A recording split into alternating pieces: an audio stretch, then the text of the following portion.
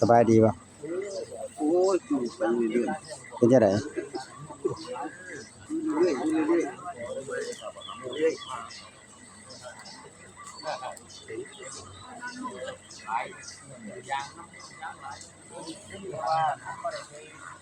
งมผายเนียนอยู่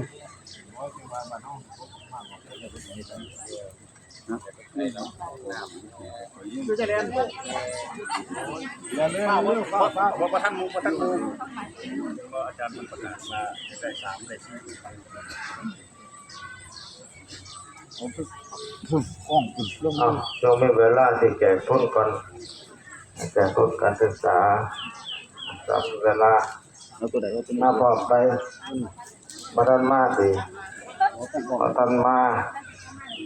เป็นยังเป็นไงมาเอาแรงก็ได้เอาให้เด็กเป็นเด็กแค่นั้นก็ได้ดอกแจกทุนการศึกษาได้เข้ามาเด้อได้ยินเสียงเข้ามาเด้อ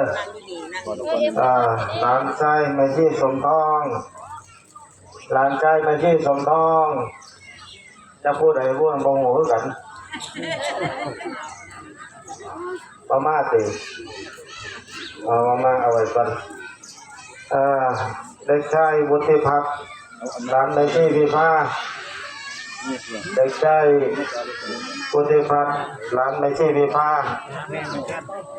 ม่ชีสมทองเอาไว้ถ่ายรูปไว้นะมอมถ่ายรูปไว้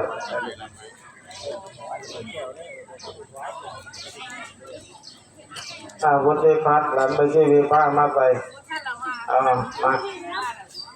มาทำสิมาไปเอามากันแล้วเดี๋ยวทำกันนะเด็กให้กันเนี่ยหลานแม่ขาวบัวพันธุ์หลานแม่ขาวบัวพันธุ์ให้ไปเลย